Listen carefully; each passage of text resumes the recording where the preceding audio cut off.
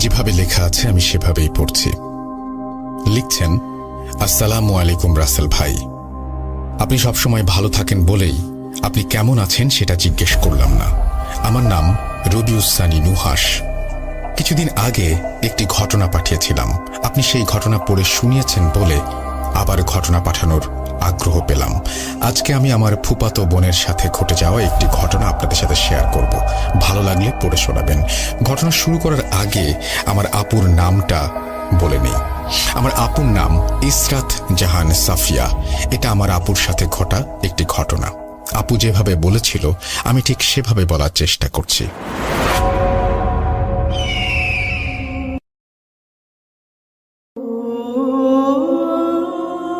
2013 সালের কথা। আমি তখন ইন্টারমিডিয়েট পরীক্ষার্থী। 2012 সালের নভেম্বর মাসে আমরা বাসা চেঞ্জ করি। ওই বাসাটা 4 তলা, আমরা দোতলায় উঠি। আমাদের বাসার নিচের তলায় থাকতেন যারা, তাদের খুব অল্প দিনেই খুব ভালো সম্পর্ক হয়ে ওঠে। সম্পর্কটা আরো ভালো হওয়ার কারণ হচ্ছে সেই বাসায় আমার সমবয়সী একটি মেয়ে ছিল। ওর নাম নিশি, সেও ইন্টারমিডিয়েট পরীক্ষার্থী। তাই আমাদের ভাবটা জমে উঠেছিল। আমরা বিকেলে প্রায়ই ছাদে উঠে গল্প করতাম। দেখতে দেখতে আমাদের এক্সাম চলে এলো। তখন আর আগের মতো নিয়মিত ছাদে যাওয়া হতো না। পরীক্ষা শেষ হলো, আমি আর নিশি আবার আগের মতো আড্ডা দেওয়ার জন্য ছাদে চলে যেতাম। একদিন গল্প করতে করতে ভূত নিয়ে আমাদের গল্পের মূল বিষয়বস্তু হয়ে ওঠে। ও আমাকে বলল, তুমি জিন বিশ্বাস করো? আমি বললাম, হ্যাঁ করি। কখন তাদের দেখেছো? আমি মাথা নাড়িয়ে না বললাম। এবার আমি হেসে উড়িয়ে দিয়ে বললাম, নিশি তুমি এমন ভাবে জিজ্ঞেস করছো যেন তুমি নিজেই দেখেছো। নিশি বলল, আমি তোমাকে কিছু বলতে চাই। আমি বললাম, আচ্ছা বলো।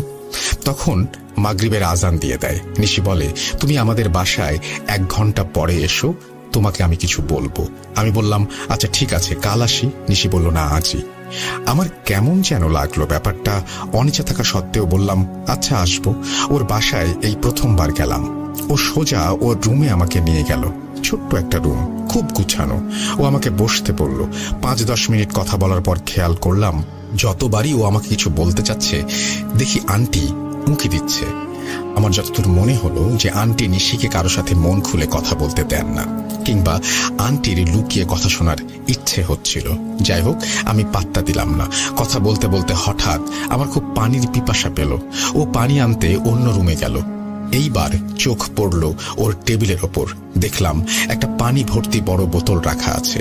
আমি বোতলটার মুখ খুলে পানি খেতে যাব, তখনই ওর মা রুমে এসে বলল, ওটা নিশির পানি পড়া বোতল, ওটা ধরো না। উনি হঠাৎ রুমে চলে